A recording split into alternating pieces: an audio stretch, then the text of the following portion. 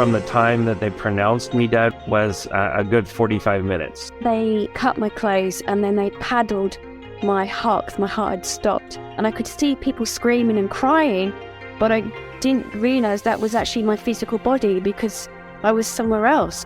The only thing that I could feel, if you can imagine, absolute love and peace. There wasn't anything else to be felt. I was greeted by people I had known in the past. I'm back home again. Incredibly safe and felt at home. Welcome to Round Trip Death, everybody. And I'm going to give you a little preface to this interview, but let's introduce Jared first. Jared Geeting from Pocatello, Idaho. Welcome to the show. Thank you very much. So here's the warning that I'm going to give everybody. From time to time, we talk about distressing or disturbing experiences that people have had with their NDEs. We also talk about other related experiences to NDEs. Today is going to be sort of a combination of the two. Not your classic died, went to the other side, came back, but a very similar and related kind of experience, and with some just very distressing stuff into it. So parents, you might want to, maybe not have kids involved in this one. We'll see. Listen to it and see. And I promise, the show, there's always a happy ending. So with that said, Jared, can you tell us just a little bit about you? Yeah, I am. I'm 50 years old, live in Pocatello. Got just a wonderful job.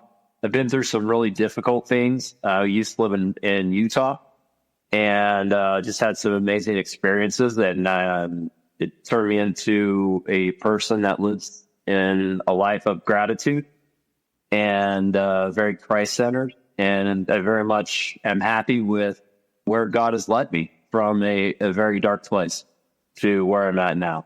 Well, we're going to jump right into it. Unfortunately, that's going to start with that dark place. Okay. So let's go back to where you're 24 years old. Give me an idea of what's going on in your life. You're living kind of a rough life, aren't you? I am. I had made some really bad choices, had some problems with addiction. My father-in-law encouraged it because he had the same problem, and I was hanging out with him when this happened. And it just was, it was just a living nightmare. Well, tell us what happened. Okay, so him and I had decided to go meet some other gentlemen, and we were just had a bunch of other bad choices, and I don't even remember what we were doing. It was to get something from them, and I don't remember exactly what it was, but it was something that was important to my father-in-law at the time, and he asked me to go with him. So we pulled into this field that was down in Salt Lake. It was an empty lot, but it was just nothing but sagebrush, about an acre.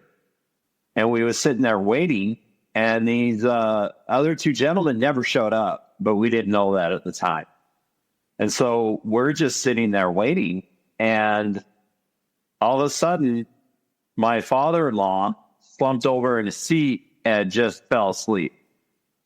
And I was like, well, it was just weird the way it happened. And at first, I didn't think much of it, and I just left him alone. And as I'm sitting there by myself, all of a sudden I see these three beings that start walking towards me. I could just tell there was just the whole feeling, the atmosphere changed. It was, the best way to put it is it pulled on my soul in a very dark place, in a very dark way, to where I just felt immense fear.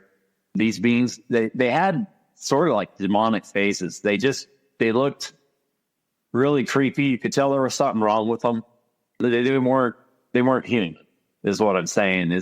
I don't know what they were. I assume they were demons, but that's just an assumption. To this day, I don't know what they were. So what happened is, from there, I started freaking out, and I tried to wake up my father-in-law, and I'm physically hitting him, and I'm grabbing him and shaking him. And nothing I do will wake him up. Like, he is just out. and I'm applying some very serious force. I mean, I'm not like slugging him, but I am hitting him pretty hard, and he won't wake up. Is that normal for him, by the way? No, absolutely not. From what I know now, it's just that I was meant to have this experience. And have it alone, it sounds like. Yeah. And it was to make sure that he wasn't involved. And so I got out of the truck and I just started running. One of the beings just turned and looked at me, and it was with such disdain, such arrogance. Like, you're not even worth my time. I'm not going to chase you. I don't want anything from you because you're nothing to me. That was the look he gave me. And because of the way I was living, because of just the choices I made, I felt like I was going to hell. That's what I felt like. Whatever you think hell is, that's where I thought I was going. And I thought, well, if I'm going to hell, I was going to embrace it. I was 100% thinking, well, if this is the way that my life's going to go and I'm going to choose that, then I'm going to embrace the dark side. And I think that, well, I know that's why this experience happened, is because I was going to choose that. I was actually planning my first very violent experience. I wouldn't say I was planning a murder, but it was close to it. I was going to physically hurt someone, and it was going to end in either probably, I hate to say that because it sounds so awful, but I was planning some really bad stuff. So as I get out and I'm running, and this demon is looking at me, I very, very, very clearly in my head heard, this is your fate if you do not change. And in an instant, that whole field I'm running through changed. And I could see spirits all around me that were in just despair. I wouldn't say, I don't know if I believe in like a hellfire burning. Maybe there's that, but that's not what I saw. What I saw was spirits that were resonating at the lowest possible frequency. I was so low in the way that I was living that I felt like that's where I was going to go if I freely chose to keep going the way I was going.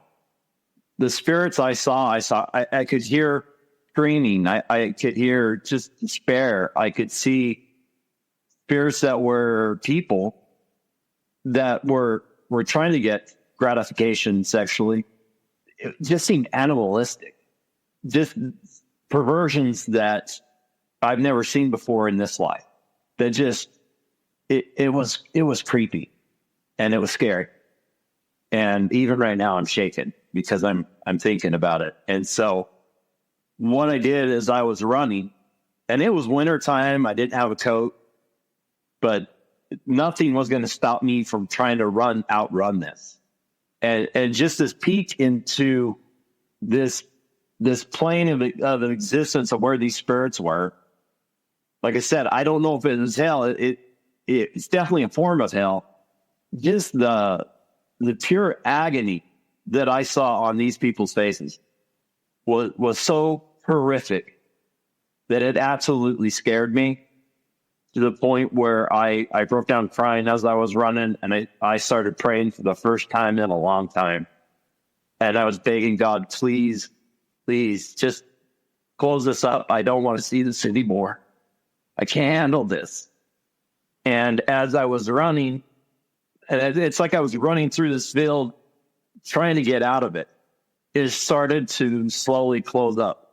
As I was running and praying, little by little, the more I prayed, the more it went away. I just kept running and I kept praying, and it slowly started to close up. And I looked back and I could see that one being that was looking at me. He stared at me the whole time, and I could see him in the distance, and it was just with such disgust, like, you could run, but you're not going anywhere. That was the look I got from him. And he was one of the scariest individuals I've ever seen in my life. And I hope I never run across him again. All right. I want to ask a couple of questions before we move on. Sure. And I don't want to dwell too much on a hellish scene, but I do have a couple of questions about it. So the three beings that seemed demonic, but then you saw other people. Did they look like regular people? Yes. But as you said, they just looked horrible, despair, terrible things going on. Did the scene look like, I don't know, was it like red fire brimstone? Or I'm kind of picturing more of a black and white, dreary. It was dark, and it was like a dark mist all around. And it was just heavy, is the best way for me to describe it. And it was people in an absolute state of just agony, and people screaming, like, I'm sorry, and just victimizing themselves, and trying to think how else I can describe it. It was just dark. Everything about it was dark. As you've had time to think about it over the years, do you feel like you were, I don't know, do you feel like this was sort of an illusion, a dream kind of thing made up for you? Or like maybe you were seeing a real hellish experience with real live people who had ended up there? Yes, I believe it was a real life experience with people who were there in that experience, that it was current. The reason that God said to me, this is your fate if you don't change, and I'll never forget those words. But because I was planning such evil things, and I was going in such a bad direction, that God made an exception because he needed me to go a different direction. He needed other things for me. It had the proper effect. Like, it took me years to turn my life around. It wasn't instant, but I instantly tried. I ran home and I woke up my wife. How far away was that? About 4 miles. Oh, wow. Long run. I just ran. I was so scared. You had some adrenaline going. I did. And I didn't care that it was wintertime or cold. I just kept running, and I prayed the whole way. I woke up my wife and said, we need to talk. And I just told her everything. I didn't hold anything back. And she did the most Christian act anyone has ever done for me. She gave up everything right then and said, well, in order for you to straighten up, we need to move away from my family, because they're the ones causing the problem. And we're going to move to southern Utah with your family and get you right on the right track. The funny thing is that she was an atheist, but she did the most Christian thing I've ever seen anybody do. And she gave up everything to help me. And it was such a kind sacrifice. And I was overwhelmed by her sacrifice, and I would just had nothing but gratitude for her. And I always told her, because of that, no matter what. And we ended up getting a divorce later, and a lot of it was because of the mistakes I had made earlier that just caused, some problems in the marriage. But that was down the road where we just decided to go different ways. But I always told her, no matter what, if you need me, I will drop anything and be at your side because of what you did. It was just such an amazing charitable thing that she did, that she gave up so much for me. And that was, for me, kind of a first act to show that I'm getting back on the right track. And I saw a bunch of other just amazing things along the way as I started to turn my life around and head back to a Christian way of life. And this isn't probably an important part of the story, but I'm just so curious. What happened to the father-in-law? He was left there asleep in hell. Was he okay? Did he just wake up later? Did you go back and get him? He was comfortable there. So he never changed. he's still alive. But he woke up. Yeah, I saw him the next day. He came over to my house and he's like, "Oh, sorry, I fell asleep. Those guys never showed up." And I was like, "Oh, okay." I didn't tell him the experience because he was very much a non-believer in everything. My wife, which was her father, said, "Hey, we need to talk." And she ripped into him and just said, "Hey, we're leaving. We're moving because of what you've contributed to my husband's well-being and whatnot." And she was fearless in defending me. Just an amazing woman. I still think she may be my ex-wife, but she is just an amazing person, amazing human being. That's a great attitude. Okay, I'm done asking questions for a minute. You keep going here. So was it hard to turn you mentioned it wasn't easy to turn your life around immediately. It sounds like you had addictions to get over. That take a few years? Here's the funny thing is, once I started praying and I told God I'd turn my life around, and what I felt like he instantly sent help. Not only with the way that my wife was acting and her defense of me and willing to help me change. Once I was honest with her and I told her everything, the funny thing is the addiction instantly left. Like I quit that day and I did not ever pick it up again. And it was amazing to me. I even told her that. I'm like, how is it possible to be addicted for over a year and hide it and sneak around and just this whole nightmare of what addiction is. And the next day be able to get over it. Like, to me, it was a miracle. To me, it was amazing. It was humbling. And that was, I feel like, God also helping me to overcome something that I desperately needed help with. And you said that during the experience, God told you this is your fate if you do not change. Did you feel like that was actually a voice out loud, or was this a thought in your head? What was it? It was a very, very strong voice in my head. I didn't hear it out loud, but I did hear it in my head.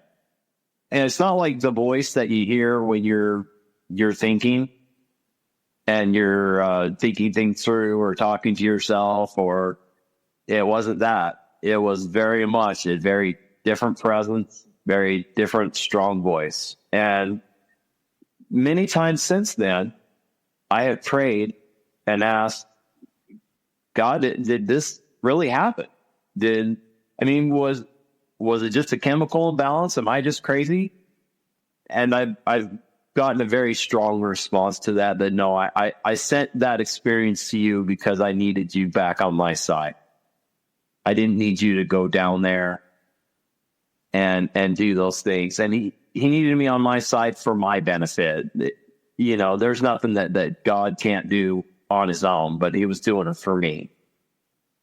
So since then, I did a lot of self-help type things and made sure that I tried to change and be the exact opposite of how I was. And now I live every day trying to make the world a better place, just one kind act at a time. Make sure I treat everybody the way I want to be treated. Make sure that I try to contribute in some way to this life every day. Even if it's just something small, by making sure that I show kindness to somebody in the store.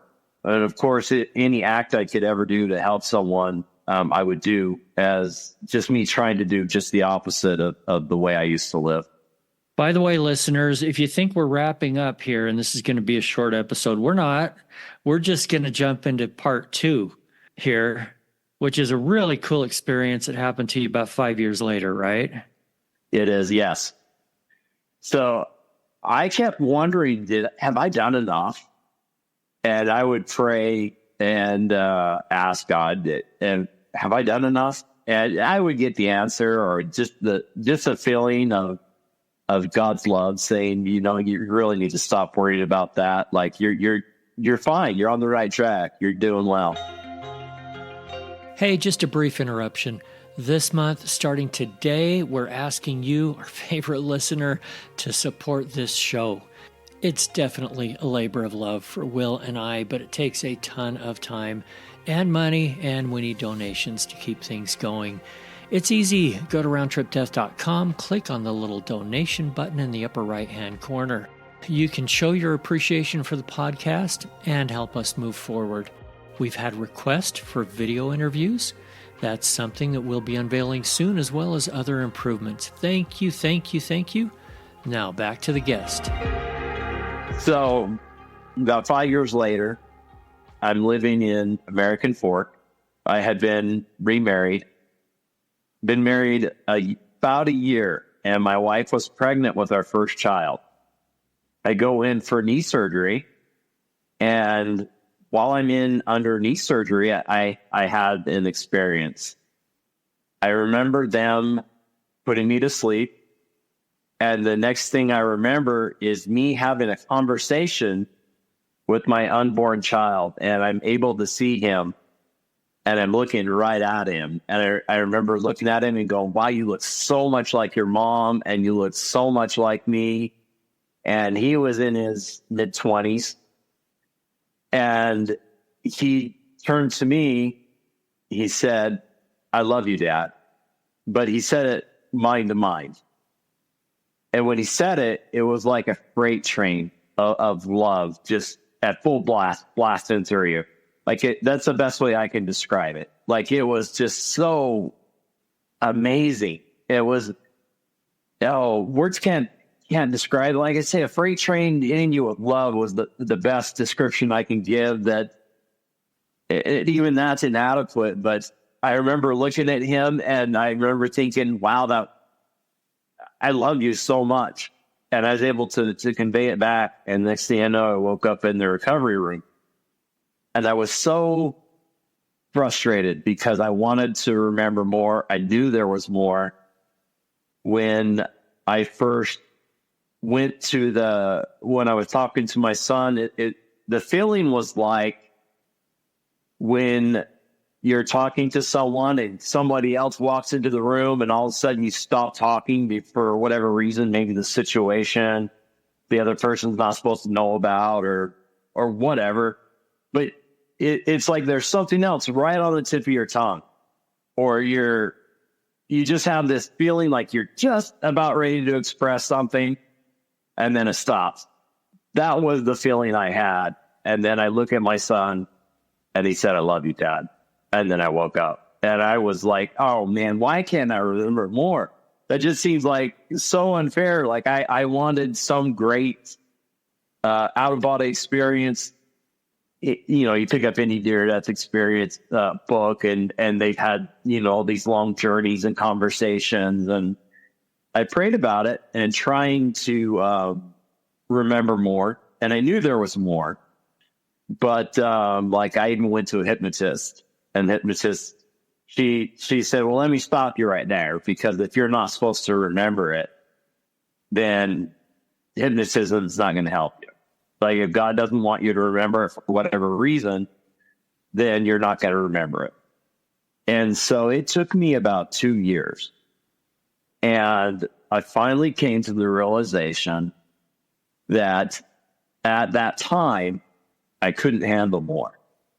And if God had given me more, it would have been counterproductive. But he gave me just what I needed. But that memory, I know now that there's God. I saw the other side, even for just a brief second. I felt it. I saw my son, my unborn child. That was enough.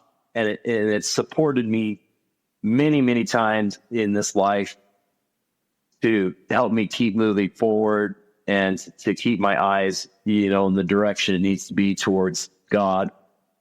But if he had given me more at the time, I would have, I guess, gone on the deep end, or for whatever reason, I couldn't handle at the time. So loving God gave me just what I could handle. That completely makes sense. And I've talked to many people that have had similar thoughts that we don't like to admit it. We're like, No, we don't. hey, I couldn't handle more. No, we don't like to admit that. But I really believe that people are given the experience that is just right for them, whether it's a little or a lot or somewhere in between. They're given what they need and what is best for them. We don't know what's best for us. And let's face it, if God opened up too much, I think it would be really hard for us to stay here in this mortal realm on this earth when we would be longing to be in that spirit world so desperately that I think it'd be too hard. Yes. We've been given a gift of not remembering a lot of things, whether it's, something during an NDE, whether it's where we lived and what it was like before this life. Yeah, there's a reason we don't know it all, and it's good for us. It's been difficult for me that I had that experience, so I know there's another side. I saw it. Because I saw that, I know that we lived before we came here. I know that there's a loving God. I know that when family passes on, that they're there to help us. I know that there's just so much more when we pass on, and just from that small experience I had. And so it's made it so that I can stay grounded here, but I very much look forward to the time when my journey here is over and I can feel that love again, because it was just incredible. I forgot to mention this, but it lasted for 3 days, and little by little it just faded out. But for that 3 days, it's like I felt encompassed in this love that my son sent. And we're not able to really experience it in this life. Our bodies aren't capable of experiencing that kind of love. And when I had that out-of-body experience, that I felt that it stayed with me for 3 days. And it was an amazing 3 days. And I would just break down crying because I just felt so overwhelmed with love. And to know that there's a loving God on the other side waiting for us. I was excited for my son to be born. Couldn't wait to tell him about it when he was older. I did. I tell him now, and he just kind of looks at me like, okay, Dad, whatever. You're weird. No, when he's a little older, he'll want to hear more about it. How long was this before he was born? Oh, geez. My wife she was about 5 or 6 months pregnant, so he was close. And do you remember, I know you don't remember a lot about it in addition to the feeling, but do you remember seeing him in a place? You said you saw him at what age was it again? 20 something? He was in his mid-20s, yeah. Okay. And so it was really bright around him. And so I only had, I would say, 3 to 4 seconds, and I was so focused on him that I didn't see anything else around. I kicked myself, like, why didn't you look around? Why didn't you get more, but my son deserved my full attention, and he had it. And like I said, we were in discussion of something, and it was taken from me. But I just remember looking at him, and I was so amazed at to me, just such a beautiful person. I looked at him and remember thinking, you just encompass every good trait or value of your mother, and every good trait and value of mine. Just the embodiment of him seemed so pure and so strong and beautiful. And I was amazed by all that. And so I couldn't take my eyes off of him, because I just remember thinking what an amazing looking man my son was. And I think once we pass on, that's what awaits us. I think that's what we will encompass as well, is we'll start to embrace the good traits and the good qualities, and other people will see the beautiful and strong parts of us on the other side. And that's what waits for us. How old is he now? 21. So he's about at that age where you saw him. Yeah. Yeah. He is. And he does look that way. He looks exactly like I saw him in that. And he is by far, so I have 6 children, and he is by far my best looking child. And I'm going to tell the others you said that. You're in trouble. Well, all of them know that. Like, he is just way too good looking for his own good. Like, he is just an incredibly beautiful, beautiful person.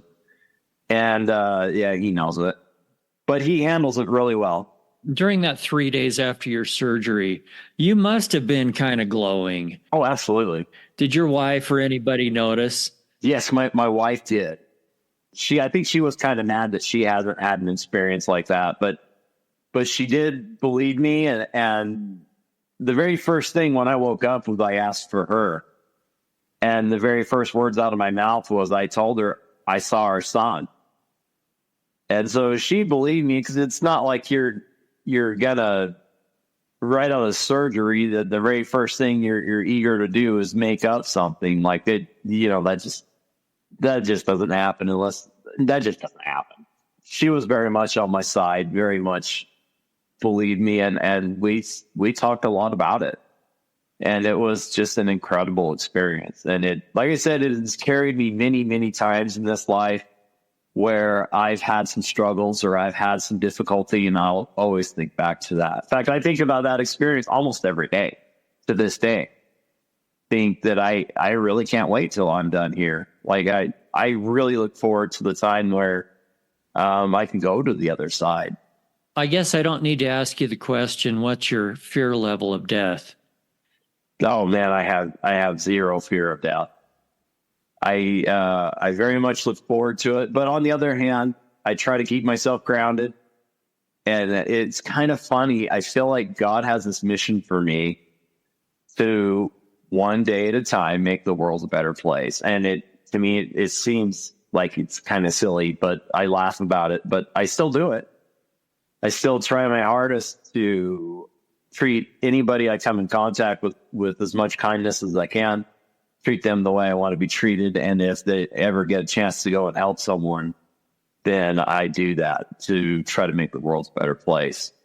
Well, Jared, I appreciate your time so much. And thank you for reaching out to me about this. I know you haven't shared this, on other things online and stuff. And so I appreciate you coming here and doing that. Any last thoughts you want to leave with our listeners? Just that I think that God has a direction for all of us. And I think that I've had some really extreme things in my life where God kind of had to step in, but I think we're far better off just to know God loves us and try to go in that direction and just do the best we can. Make the world a better place, one day at a time, one kind act at a time. Thank you. Jared, thanks for your time. You're welcome, sir.